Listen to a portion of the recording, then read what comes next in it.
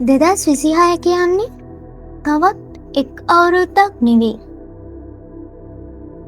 ඒක ඔයාට අන්තිම වර්නින් එකක් වගේ.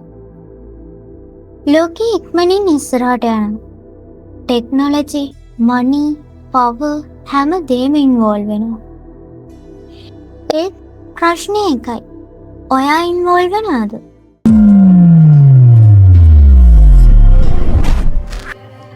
නැත්නම් එකම වර්ෂන් එකෙන් ජීවිතේ රිප්ලයි කරනවද? 2026 එක්ස්කියුස් වලට බිලීව් නෑ. මට වෙලාව නෑ, මට ලක් එකක් නෑ, මට සපෝට් එකක් නෑ. ඒ වාක්‍ය 2026 ලූසර්ස්ලාගේ ලැන්ග්වේජ් එක. විනර්ස්ලා කියන්නේ මම රෙස්පොන්සිබිලිටි ගන්නවා. 2026 දී ස්ට්‍රොං බොඩි එකක් නෙවෙයි, ස්ට්‍රොං මයින්ඩ්සෙට් එකක් තමයි සර්වයිව් වෙන්න උදව් කරන්නේ.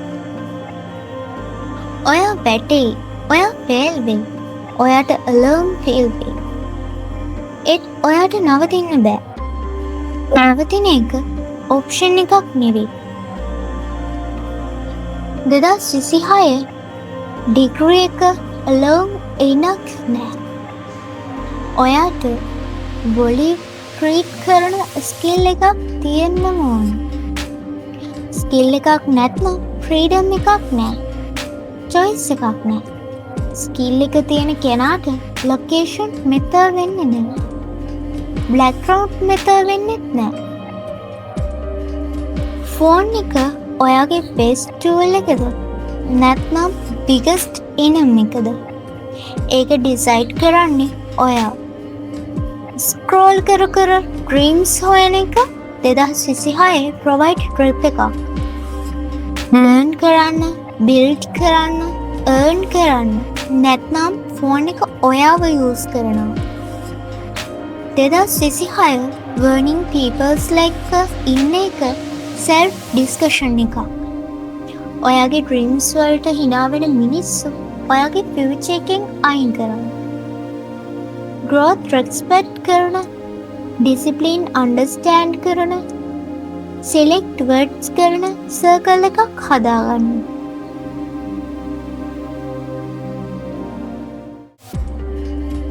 actions තමයි expensive.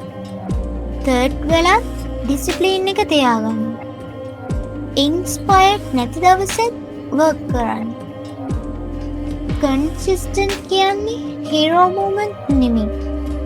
consistent කියන්නේ boring days වල show up වෙන එක. 2026 අවසානයේ ඔයාට දෙන්න තියෙන්නේ ස්පීච් එකක් නෙවෙයි, රිසල්ට් එකක්. quick confidence එකක්. mirror එකේ ඉස්සරහා ඉඳගෙන ඔයාට කියන්න පුළුවන් වෙන්න ඕන, මම එක්ස්කියුස් නවත්තපු අවුරුද්ද 2026. 2026 ඔයාට දෙයක් දෙන අවුරුද්දක් නෙවෙයි. ඔයා බිල්ඩ් කරන අවුරුද්ද. ඔයා earn කරන අවුරුද්ද. ඔයා next level එකට යන අවුරුද්ද. This is not motivation. This is decision.